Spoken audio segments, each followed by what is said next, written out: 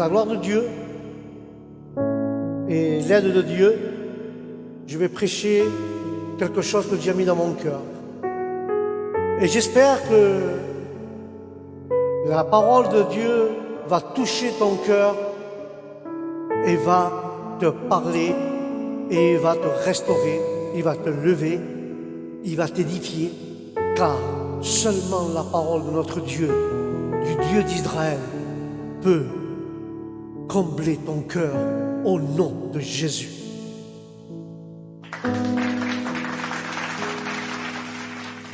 Et pour ce thème, Dieu a mis dans mon cœur ce titre.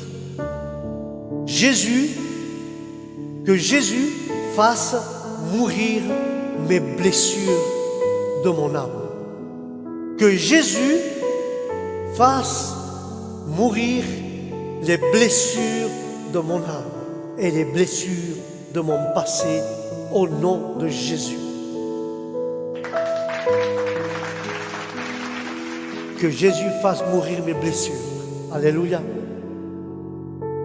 Car si nous croyons la parole de Dieu, frères et sœurs, et je te laisse guider par la parole, crois-moi, frères et sœurs, qu'il y a des choses dans la vie que seulement Dieu peut faire. Les hommes ne pourront rien faire, mais seulement Dieu. Car Dieu est plus... Dieu, c'est un Dieu de sagesse. Il sait ce qu'il nous faut réellement dans nos vies. Alléluia. Tu sais ce qui nous blesse et que les blessures sont toujours là. Elles sont à peine guéries que le diable, que Dieu le réprimande, met le doigt et ouvre les cicatrices. Tu sais pourquoi? Parce que pour que les blessures ne meurent pas, elles sont toujours là. Elles sont toujours en train de saigner dans notre intérieur. C'est à cause de cela, frère. Car la haine, l'amertume, la tristesse, le ressentiment, le remords et la culpabilité sont les choses qui appartiennent au passé et au vieil homme au nom de Jésus. C'est pour ça que la culpabilité et tout ce que je viens de dire, le ressentiment et tout cela appartiennent au vieil homme. Et ce sont, frères et sœurs, des choses auxquelles nous devons mourir. Alléluia. Le vieil homme doit mourir et la nouvelle créature que Dieu a fait doit revivre. Amen. Car Jésus, frères et sœurs, est un expert dans la guérison. Dans la guérison du corps, mais aussi dans la guérison de l'âme. Jésus est un expert, à part dans la guérison du corps et dans la guérison de l'âme, dans la guérison des blessures et des souvenirs et de la douleur et de la tristesse de notre passé. Alléluia.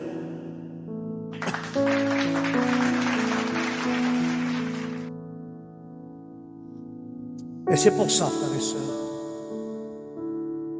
que dans l'Évangile, nous trouvons, frères et sœurs, à plusieurs reprises, dans des actes qui bougent, des actes qui visent à guérir les gens et les maladies internes et silencieuses, mais qui font autant de dégâts que les maladies externes.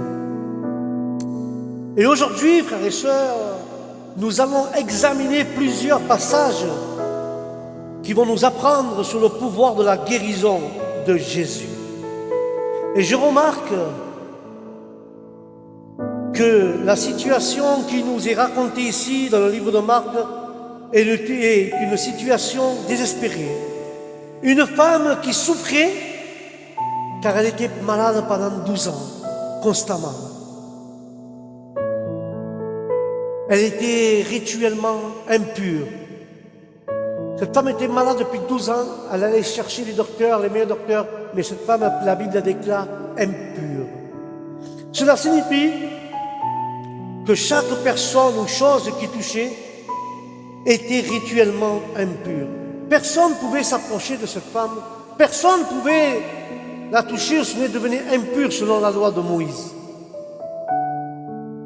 Mais laisse-moi te dire quelque chose. Nous ne sommes pas dans la loi de Moïse, sinon que nous sommes dans la grâce de notre Seigneur Jésus. Aujourd'hui, si nous sommes impurs rapport à nos péchés, si nous sommes impurs rapport à nos maladies, n'oublie pas celui-là qui guérit les lépreux, s'appelle Jésus. Et ce que les gens pointent du doigt et disent qu'il est impur, Dieu le rend pur au nom de Jésus-Christ. Amen et amen. La maladie, frères et sœurs, dont elle souffrait, n'était pas quelque chose d'anodin. Elle en souffrait pendant 12 ans, elle a souffert. Ce temps de maladie, frères et sœurs, est combiné et fait d'impurités rituelles. Mais la parole nous dit qu'elle était probablement une femme abandonnée, toute seule et rejetée, car elle sentait et elle se sentait rejetée même par Dieu. C'est le sentiment, le ressentiment que cette femme avait dans son cœur. Elle se sentait rejetée. Des fois, frères et sœurs, nous nous sentons rejetés par la société. Nous nous sentons rejetés par les gens.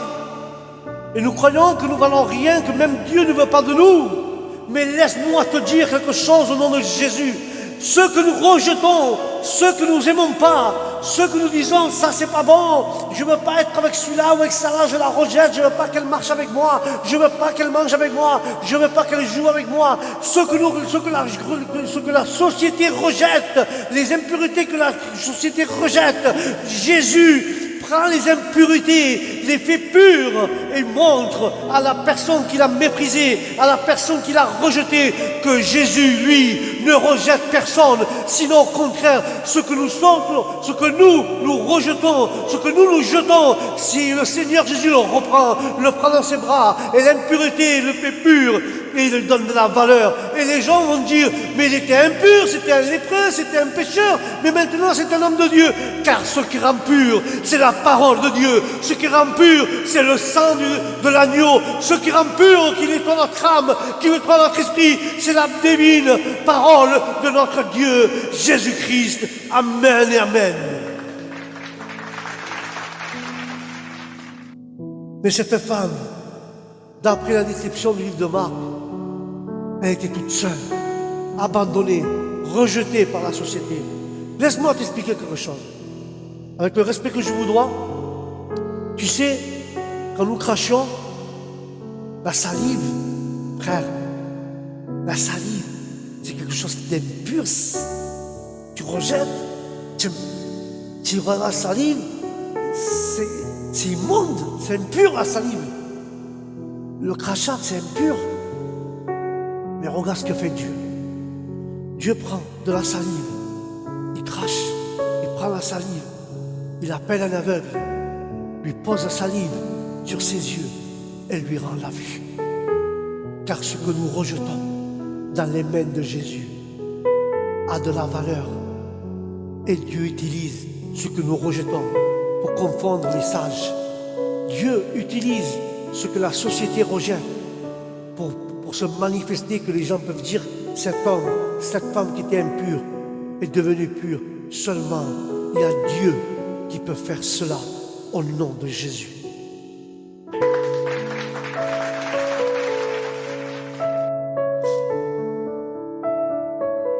Mais selon la loi, frères et sœurs, selon la loi, sa maladie ne lui permettait pas de s'approcher de Dieu. Car la souffrance, c'était leur peine de jour et nuit. D'un côté, des traitements douloureux et de l'autre, la réalité d'être fauché. Et là, nous voyons un sentiment de profonde amertume, de tristesse, de frustration qui accompagne cette femme. Car quand nous voyons que nous sommes rejetés dans la société, nous croyons que nous sommes aussi rejetés par Dieu. Et là, nous nous laissons abattre, comme cette femme. Le traitement que j'ai, il est douloureux. J'ai plus d'argent, j'ai tout gaspillé. Et à la place d'être guéri, je vais de pire en pire. Cette femme, sa souffrance, c'était son peine de chaque jour. Elle souffrait, elle rampait, disait la parole. Elle ne pouvait point s'approcher de Dieu car elle était impure. Peut-être avec de la frustration qui l'accompagnait.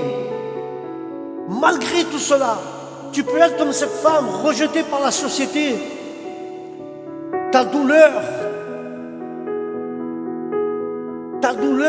est ton peine de chaque jour. Mais Dieu convertit la douleur. Dieu guérit les douleurs. Dieu guérit les maladies. Mais ta douleur t'amène à la frustration. Ta douleur t'amène à ne pas t'approcher à Dieu.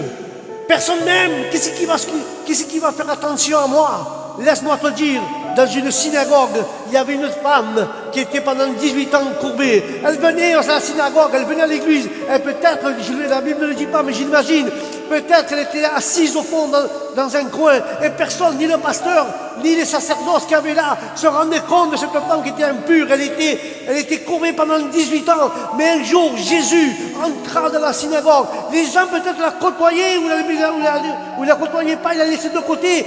Personne s'asseyait à côté d'elle. Personne voulait être à côté d'elle parce qu'elle était impure. Personne ne voulait lui parler. Elle était rejetée même par les gens de l'église. Mais Jésus, un jour Jésus entra dans cette synagogue. Avant de prêcher, Jésus était là. Et Jésus, première fois qu'il vient dans cette synagogue, voit la femme et l'appelle devant tout le monde. Elle voit la femme courbée, une maladie incurable à l'époque de la Bible, maladie incurable. Les gens ne lui prêtaient pas attention, les gens l'ont rejeté, mais Jésus lui n'a pas honte. Il a dit à elle, c'est un rejet. Les gens la rejettent, les gens ne s'assoient pas à côté d'elle, les gens ne lui parlent pas, les gens ne font pas cas de son problème, même pas le pasteur, même pas la femme du pasteur, mais Jésus est le plus grand des pasteurs. Jésus n'a pas honte, il n'a pas honte de sa créature, car c'est lui qui a créé. Il appelle la femme devant tout le monde, il la met au milieu et il lui dit comme ça, il lui touche, il commence à prier et la femme se redresse. Laisse-moi te dire quelque chose. Peut-être sa femme, ça fait 18 ans qu'elle priait. Ça fait 18 ans qu'elle a demandé à Dieu. Elle n'a pas baissé les bras. Le pasteur ne lui faisait pas attention à elle. La femme du pasteur, ni les frères, ni les sœurs. Mais Dieu, lui, a vu sa douleur. Lui, a vu pourquoi elle pleurait. Lui, a entendu sa prière. Et quand Jésus rentre dans la synagogue, il commence à rentrer, il appelle et la guérit.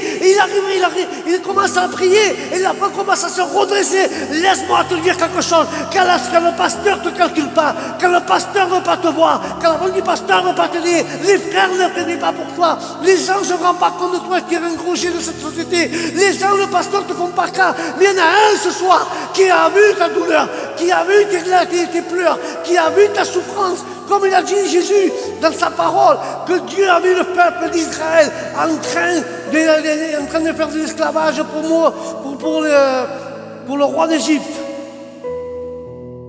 pour Pharaon. Mais Dieu a vu cette femme. Laisse-moi te dire quelque chose. Peut-être tu es rejeté toi aussi. Peut-être que le pasteur ne te prête pas attention car tu es pécheur ou pécheresse. La femme du pasteur t'aide pas, les sœurs t'aident pas. Tu es tout seul dans son coin. Mais fais comme cette femme. Pendant 18 ans, elle a prié. Pendant 18 ans, elle n'a pas lâché sa prière, elle a persévéré. Et Jésus est rentré, l'a guéri. Laisse-moi te dire, aujourd'hui, n'attends pas l'aide de ton pasteur, n'attends pas l'aide des frères et des sœurs, mais attends plutôt l'aide de Dieu, car seulement Dieu peut te sortir de ta situation. Seulement Dieu peut te sortir d'où tu es, car seulement Dieu peut toucher ton cœur, peut guérir tes douleurs. Seulement Dieu peut te lever la tristesse, te mettre de l'allégresse dans ton cœur, parce que celui-là qui confie en Dieu, tout est possible à celui qui croit. Et laisse-moi te dire, je sais pas pourquoi je dis cet après-midi, mais si tu étais rejeté par la société, si le pasteur ne te fait pas cas quand tu vas à l'église, si les frères ne sont pas avec toi parce qu'ils ne veulent pas être assis à côté de toi, laisse-moi te dire, laisse cela de côté, mais rappelle-toi, maintiens ta prière, car Jésus, même que les gens ne t'aiment pas, Jésus, lui, il t'aime, il va venir, il va te guérir, et il va confondre la société, il va comprendre les gens qui t'ont rejeté, car tu es une créature de Dieu, et Dieu t'aime au nom de Jésus. Car Dieu t'aime. Dieu t'aime. Dieu t'aime. Selon les textes, les choses étaient pires pour elle. Et nous appelons cela le désespoir. Cette femme avait du désespoir. Même que le sentiment, elle ressentait qu'elle avait dans son cœur de la tristesse. du désespoir. Mais quand nous-mêmes nous ressentons cela, lorsque nous avons essayé quelque chose encore et encore, et que rien ne fonctionne, comme cette femme, son dernier espoir, c'était Jésus. Je ne sais pas si tu as été voir des docteurs pour ta maladie. Je ne sais pas si tu as été voir des professeurs. Mais laisse-moi te dire, ni les médicaments, ni la science ne peuvent faire rien pour ta maladie. Des fois, les docteurs condamnent, qui ne peuvent rien faire. Tu peux durer 20 ans comme tu peux durer 5 jours. Mais laisse-moi te dire, la dernière parole, le dernier mot, c'est Dieu qui l'a. Ton dernier espoir, ton dernière chose, c'est Jésus. Jésus est ton dernier espoir. Confie pas au médecin. Confie pas. C'est bien que tu ailles voir, que tu prennes ton traitement. Mais Jésus. Si tu as fait plusieurs petites choses qui ça n'a pas fonctionné, crois-moi, et au nom de Dieu, je te le dis, mets ta confiance en Dieu et tu verras. Tu verras ce que Dieu fera pour toi. Car Dieu peut toutes choses à celui qui croit. Cette femme nous donne un formidable enseignement. Si vous voulez quelque chose, frères et sœurs, si vous voulez quelque chose, demandez à Jésus. Mais vous devez toucher Jésus comme elle a touché le bord du manteau, le bord de son vêtement. Vous devez toucher le bord du vêtement par la foi. Par la foi, cette femme a été guérie. Par la foi, Dieu veut te guérir. La femme est guérie dans son corps et dans son âme. Mais Jésus va maintenant guérir. Quand Jésus l'a guéri, il a guéri son corps, son âme. Et il le fait avec une simple parole que l'on retrouve au verset 34 de Marc. Regarde ce qu'il lui dit à cette fille. Jésus lui dit une parole de tendresse, une parole d'acceptation. Et nous le savons, parce que Jésus n'a jamais dit cette parole à personne d'autre dans les Écritures. Rassemblez-vous. Je ne sais pas pourquoi je veux le dire. Peut-être que ce soir, il y a des femmes et des frères qui ressemblent à cette femme, qui se sentent abandonnés dans les choses de Dieu, qui se sont abandonnés par la famille, qui se sont abandonnés par ses enfants, qui se sont abandonnés par le reste du monde. Et elle se sent rejetée, même par son église. Mais si tu ressembles à cette femme, Dieu voit ta souffrance, Dieu voit ta profonde tristesse, Dieu voit ton désespoir. Et Jésus va te dire, comme elle a dit à sa femme, un seul mot de Jésus suffit pour guérir tes blessures au nom de Jésus. Tu sais pourquoi je dis ça? Centurion, il souffrait. Lui non, il souffrait parce qu'il avait un serviteur qui était malade. Et comme Centurion aimait ce serviteur, il était malade à l'intérieur de son âme. Alors il va à Jésus et il lui dit simplement à Jésus, Seigneur, je ne suis pas digne que tu rentres chez moi. Il reconnaissait qu'il était pécheur, mais il a reconnu Jésus comme Dieu. Il dit, Seigneur, un mot de toi, et je le crois par la foi, que mon serviteur va être guéri. Un mot de Dieu. Un mot, il n'a pas dit 2, ni 3, ni 4. Un mot de Dieu. Un seul mot. Et il a dit que quand ce centurion alla vers chez lui, un serviteur allait envers lui en disant que son serviteur était guéri. Car un seul mot de Dieu peut te relever où tu es tombé. Un seul mot de Dieu peut restaurer ton âme et ton esprit. Un seul mot de Dieu peut guérir ton âme et ton corps. Un seul mot de Dieu et ta vie change. Car seulement Jésus guérit nos blessures au nom de Jésus-Christ. Un seul mot. Dans le livre de Marc, toujours, nous trouvons une autre situation extrême, finale, désespérée. Et nous voyons un autre acte de Jésus, fruit de sa tendresse, qui guérit le corps, mais aussi l'intérieur de cet homme. Cet homme, c'est le lépreux. Le lépreux, comme nous savons dans la Bible, ne vivait pas en communauté, il était seul. Il devait avoir une petite clochette, son vêtement déchiré, et il devait crier impur, impur, pour que les gens ne s'approchent pas de lui, pour qu'il ne soit pas impur. Et j'imagine que cet homme, la Bible ne le dit pas, mais nous allons imaginer qu'il soit marié, qu'il ait des enfants, qu'il ait une femme, qu'il soit grand-père, qu'il ait des petits-enfants. Mais comme il est lépreux, il ne peut pas vivre avec sa famille. Il doit vivre dans les montagnes, hors de la ville. Et j'imagine, moi, ce lépreux, peut-être que les soirs, de loin, il voit sa femme sans pouvoir la toucher. Il voit ses fils, ses filles, sans pouvoir les embrasser. Voir sa petite fille ou son petit-fils, il ne peut pas les prendre les genoux. Peut-être dedans, il était triste. Il n'avait plus d'espoir pour lui. C'était sa vie comme ça. Mais ce lépreux, il a entendu parler de Jésus, je ne sais pas comment. Il a entendu qu'il y avait un Nazaréen qui faisait des miracles, qu'il a fait un miracle à Capernaum, qu'il a ressuscité Lazare, qu'il a guéri une femme 12 ans, malade, qu'il a guéri une femme courbée, mais aussi qu'il a guéri, il a donné la vue à Bartimée. Il a peut-être entendu qu'il a ressuscité la fille de Jairus. Peut-être ce lépreux a entendu les miracles qu'il y avait en Galilée, à Capernaum, à Jéricho, dans toutes les villes, à Jérusalem. Moi j'imagine que cet homme, ce lépreux, qui vivait hors de la ville, peut-être dans sa prière, tout seul dans son coin, où personne ne le voyait le soir en pleurant, Seigneur, si tu peux me rendre pur. Regarde ma femme, mes enfants, je souffre à l'intérieur. Je ne peux pas les embrasser. Je ne peux pas les prendre dans mes bras. Je ne peux rien faire, Seigneur. Seulement toi, tu peux me purifier, Jésus. Alors peut-être, moi j'imagine que cet homme a prié pour qu'il puisse rencontrer Jésus, ou que Jésus vienne à sa rencontre. Je ne sais pas, la Bible ne le dit pas. Mais nous savons que cet homme était seul. Il était méprisé, abandonné, frustré, désespéré, avec des souvenirs amers et tristes. Mais un jour, cet homme, sa prière fut entendue par Dieu. Et Jésus passait par là. C'est bizarre. Jésus promenait, il passait par là. Et en passant par là, Jésus,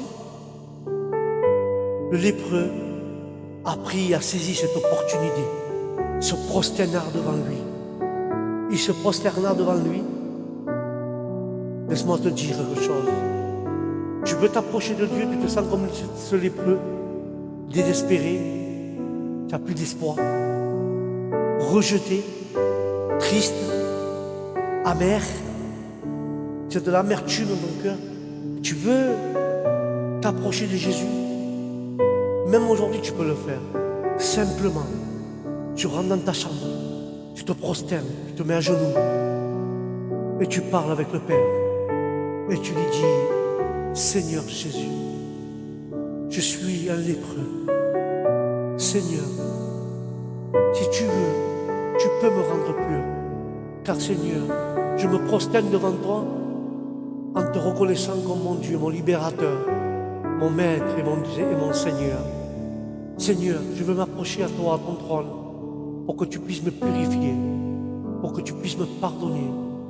Car seulement toi, Seigneur, peux guérir mes douleurs et mes blessures, au nom de Jésus.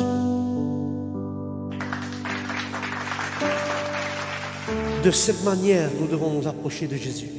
Et nous devons le faire et dans une attitude de supplication, comme si nous étions seuls sur terre. Et en réalité, Jésus est la seule chose que nous ayons qui peut faire quelque chose pour nous. Le seul remède que nous ayons, c'est la parole de Dieu et Dieu. C'est le seul remède.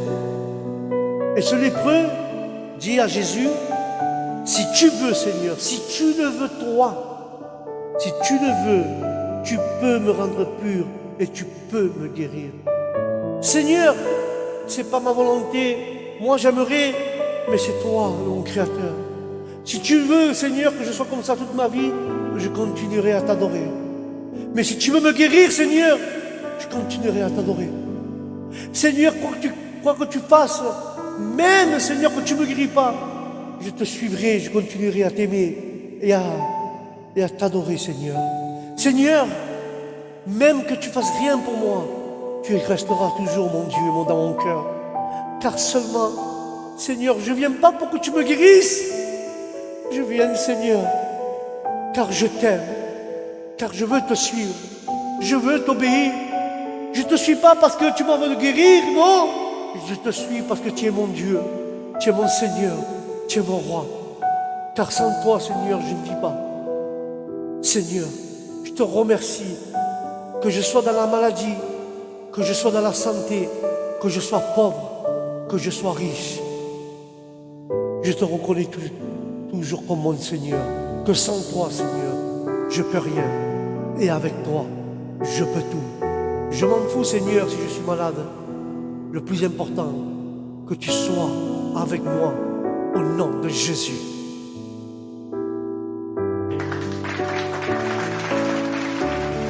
C'est pour ça. Si tu veux le faire, Seigneur, fais-le. Car je sais que tu as tout pouvoir pour le faire. Peut-être, frères et sœurs, nous demandons-nous, est-ce que le Seigneur peut guérir ce que j'ai? Est-ce que le Seigneur peut guérir mes blessures? Est-ce que le Seigneur peut guérir mes douleurs? Est-ce que le Seigneur peut guérir ma tristesse? Est-ce que le Seigneur peut guérir ma mauvaise conscience? La réponse vient plus tard, pour la part de Jésus. Il a pitié. Jésus a pitié de cet homme. Et ses entrailles ont été émues, car il a été ému en voyant la maladie de cet homme et de son humiliation. Alors Jésus, il dit que lui, il veut le guérir. Et la réponse à la question précédente, eh oui, Dieu guérit tout, n'en doutez pas. Dieu guérit toutes choses. Et Dieu l'amène en retrait parce qu'il voulait guérir ses blessures et faire de lui une nouvelle créature. Alléluia. Laisse-moi te dire quelque chose avec l'amour de Dieu. Dieu a pitié de nous. Dieu n'est pas de doute que Dieu veut te guérir. Il veut t'amener à part et guérir tes blessures et te faire une nouvelle créature seulement pour l'adorer, pour le glorifier et pour le servir au nom de Jésus. Puis Jésus le touche. À l'époque de la Bible, à l'époque de Moïse, on ne pouvait pas toucher un lépreux, sinon nous étions aussi impurs et contaminés. Mais il est très important de noter cet acte, puisque personne n'a touché même un lépreux, parce qu'il devient impur, comme j'ai dit, mais il a dû suivre tout un rituel pour se purifier à nouveau. Mais Jésus le fait, et c'est un acte né de tendresse, car Jésus l'a fait avec un acte de guérison, d'acceptation, d'amour. Et Jésus, ce qui touche, Jésus ne se contamine pas, frères et sœurs, car il est pur, il est saint et il est divin. Ce que Jésus touche devient pur. Ce que Jésus dit devient pur. Ce que Dieu, les actes de Jésus qui vous téléphonent vers les personnes impures, les rend pures. La parole change la personne, la parole te rend pur, elle te nettoie, elle te purifie la parole. Quand la parole te touche, la parole qui c'est Dieu. Quand la parole de Dieu qui est Dieu, quand la parole était avec Dieu, la parole était Dieu, avant la création. La parole qui est Dieu, quand la parole touche ton cœur, quand la parole touche ta conscience et te dévoile ton intérieur, que tu es sale, que tu es souillé, seulement la parole de Dieu nous nettoie de tout péché, de toute mauvaise pensée et de toute amertume, de toute tristesse qu'il peut avoir et toute douleur qu'il peut avoir dans notre cœur, car seulement la parole de Dieu nous purifie au nom de Jésus. Tu sais, avec le respect que je vous dois, Nous devons nous laver chaque jour. Sinon nous puons, ou sinon nous allons être la peau sale. Mais tu dois te doucher tous les jours pour être propre. Ainsi la parole. Non seulement à ton église, si tu vas 3 fois par semaine, alors tu prends une douche le mardi, après tu prends une douche que le vendredi et une douche le dimanche. Non. Tu dois te doucher tous les jours avec la parole pour être purifié.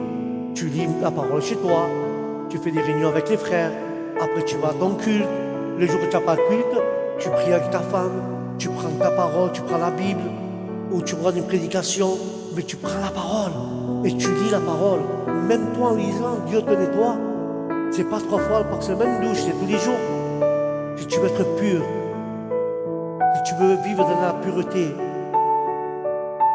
tous les jours, lis 2 ou 3 pages de la parole de Dieu, car c'est la parole qui te rendra pur au nom de Jésus.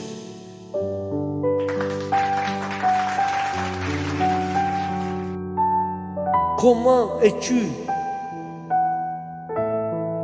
Tu es comme ce lépreux aujourd'hui? Tu te vois à travers ce lépreux qui se voyait impur? Et je veux conclure avec cela.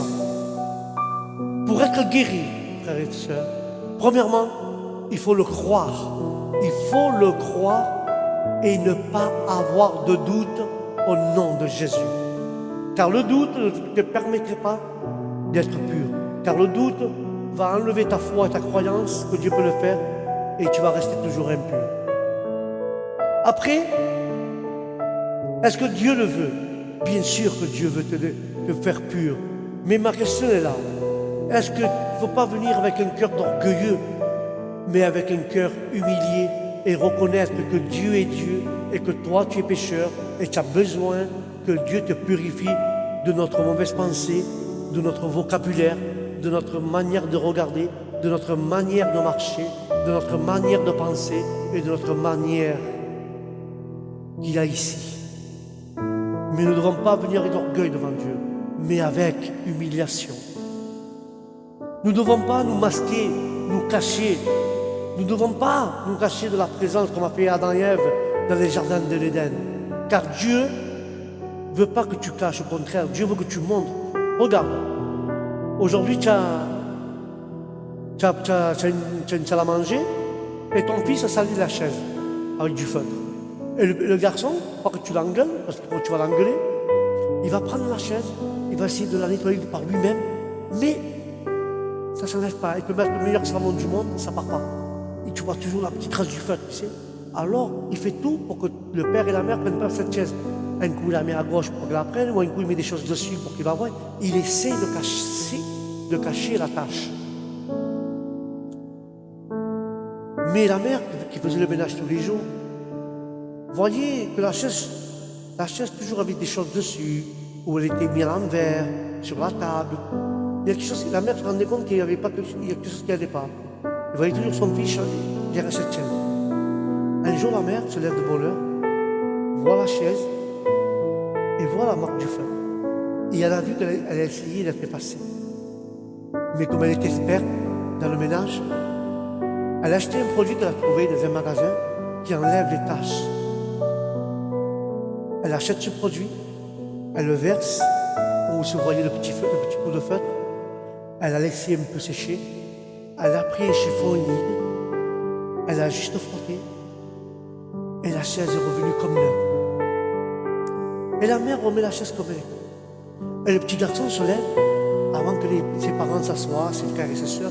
Il prend la chaise pour s'asseoir le premier. Et en prenant la chaise, il se rend compte qu'elle est propre. Et la mère, tout en souriant, regarda, elle a compris que c'était lui. Parce que la mère n'a dit rien à personne. Elle voulait savoir qui c'est qui voulait cacher cette tâche. Il a vu ce petit garçon qui a été le premier levé, il a pris vite la chaise que personne ne le voie. Et la mère n'a rien dit au garçon. Elle n'a pas dit, c'est toi qui l'as fait, je vais te punir. Elle a souri. Et le garçon, tout heureux de voir la tâche, et il voit sa mère sourire. Il est allé vers sa mère, il lui a dit, maman, j'ai fait une bêtise, mais elle est réparée. Et la mère lui dit, qu'est-ce que t'as fait, mon fils? Comme si ça ne savait rien. J'ai fait une tâche avec le feu, maman. Oui. Et j'ai pris du savon en cachette. Et j'ai essayé avec le savon, mais il y avait une petite tache qui se voyait, le coup de feu. Alors j'avais peur que tu me cries, maman. Alors toute la nuit, j'étais pas bien. Je dormais pas. Et je demandais à Dieu s'il existait. Seigneur, s'il te plaît, efface cette tâche. Efface cette trace. Seigneur, je vais me faire engueuler. Regarde ce que j'ai fait, Seigneur. J'ai péché. J'ai mis un coup de feutre. La tâche elle est dans mon cœur. Et moi-même, j'essaie de la nettoyer avec ma conscience. Nettoyer ma conscience pour pas que ça atteigne mon cœur. Mais Seigneur, j'arrive pas. Car ma conscience me culpabilise. Et j'arrive pas à effacer la tâche qu'il y a dans mon cœur, Seigneur. Mais Seigneur, s'il te plaît, j'ai prié toute la nuit en demandant à Dieu qu'il efface cette tâche. Et il dit, ça m'est rien alors. Et alors je me suis levé ce matin. Et la tâche avait disparu. Dieu a écouté ma prière. De cette même manière, s'il y a une tâche dans ton cœur, comme sur cette chaise, et tu dis au Seigneur, Seigneur, ma conscience me culpabilise. Ma conscience me dit, Seigneur, que c'est pas bien, mais j'arrive pas à la effacer par moi-même. Pour calmer ma conscience, j'arrive pas, Seigneur. Et Seigneur, mais je te prie pour que tu fasses cette trace de feu. Je prie pour que tu fasses mes blessures. Je prie pour que tu fasses mes douleurs, pour mon amertume, ma tristesse, Seigneur. Efface-le, Seigneur. Seulement toi, tu es le divin, tu rends les choses pures. Et là, le Seigneur va faire comme cette chaise. Il va venir avec la parole. Il va l'injecter dans ton cœur. Et la parole, comme a fait le produit sur la chaise, va t'effacer, va enlever, va purifier cette tâche qui te culpabilise, qui te blesse de ton passé. Il va enlever ce qui t'empêche de vivre. Il va enlever tout cela. Il va te rendre pur comme ce lépreux. Et après, une fois cette tâche enlevée, tu sais ce qui va arriver? Il va y avoir un changement dans ta vie, un changement dans ta conscience. Tu n'auras plus ce ressentiment, tu n'auras plus cette amertume, tu auras la paix, la joie et l'allégresse d'être nettoyé, d'être purifié, d'être en sainteté avec Dieu, et ton cœur sera pur, ta conscience ne va pas te culpabiliser, ta conscience va être propre, car Jésus nettoie avec son divin sang. Il a nettoyé ton péché, il a nettoyé ton âme, il a nettoyé ton amertume, il a nettoyé ta tristesse, car seulement la parole de Dieu, je le répète, la parole de Dieu te purifie de tout péché, ton âme, ton corps, ton esprit, tout ton être, même ta conscience. Au nom de Jésus, seulement la parole te purifie. Amen et amen. Ne le cache pas. Ne le cache pas. Seulement comme Dieu te l'a dit. Comme ce petit garçon. Nous devons être comme un petit garçon, pas avoir d'orgueil, et reconnaître nos erreurs.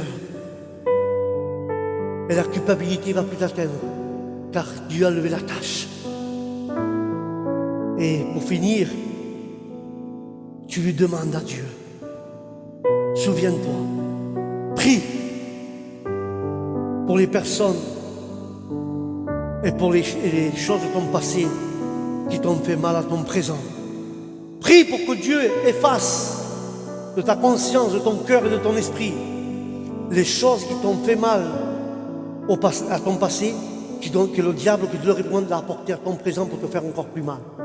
Dis à Dieu qu'il efface ton passé, ta vieille nature, ton vieil homme, que Dieu l'efface, qu'il oublie et que tu sois une nouvelle créature, mais que ton passé qui t'a fait mal, que ne permet pas qu'au présent te fasse encore plus mal.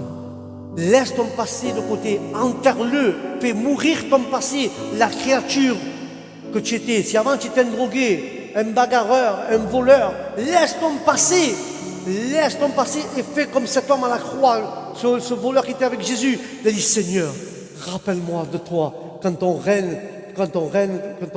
royaume arrive, Seigneur. Rappelle-toi de moi. Et Jésus se retourna et il dit, demain tu seras avec moi au paradis. Alors Jésus a effacé le vieil homme qu'il était, le voleur qu'il était. Il lui a donné une place auprès de lui au paradis. De cette même manière, Dieu peux le faire. Alors n'oublie pas de prier et que Dieu efface ton passé, ta vieille nature, le vieil homme, et que Dieu fasse une nouvelle créature.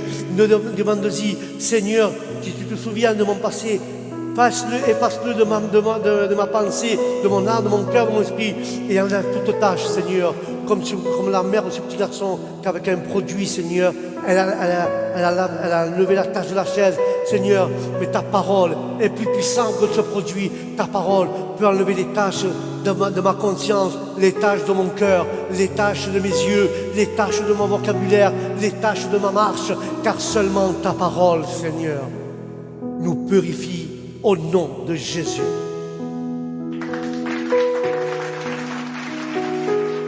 Voilà, frères et sœurs. Voilà, frères et sœurs. Jusqu'ici, ce message que Dieu a mis dans mon cœur, Dieu te purifie, et seulement Dieu, et sa divine parole. Sur ce, si tu te sens comme ce lépreux, ou comme ce petit garçon, que tu as une tâche dans ton cœur, et que tu veux essayer de l'effacer toi-même, tu n'y arriveras pas. Car la tâche et ta conscience te le feront toujours rappeler.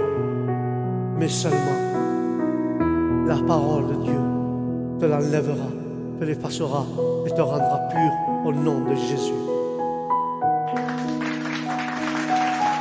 Sur ce, frères et sœurs, je vous dis, car nous sommes vendredi, bon week-end, que la paix de Dieu soit dans votre âme et dans votre esprit.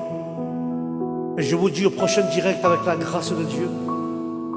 Et que Dieu, je ne sais pas pourquoi je le dis, je sais qu'il y a une femme qui est en train d'écouter derrière l'écran et elle se voit comme cette femme impure, rejetée par la société. Ne pleure pas, ma sœur, car Dieu t'aime et Dieu est avec toi. Et Dieu va effacer ton passé qui te fait mal au présent. Et Dieu va lever cette tâche de ton cœur. Il va te purifier au nom de Jésus. Crois-le par la foi, ne doute pas et tu verras. Dieu a dit à Marie ou à Marthe, je ne t'ai pas dit, Marthe, si tu crois, tu verras la gloire de Dieu. Et Marthe a dit oui. Et elle a vu la résurrection de Lazare. De cette même manière, je dis à toi qui m'écoutes derrière ton écran, seulement crois et tu verras la gloire et le pouvoir de notre Dieu qui a effacé tout péché, toute culpabilité, toute amertume, toute la tristesse qu'il y a dans ton cœur au nom de Jésus. Voilà, c'est ce que j'avais dans mon cœur avant de vous quitter. Que Dieu vous bénisse à tous. Au prochain direct, que la paix de Dieu soit avec vous et que Dieu vous comble de bénédictions à vous et à toute votre famille. Et je vous dis au prochain programme, Shalom.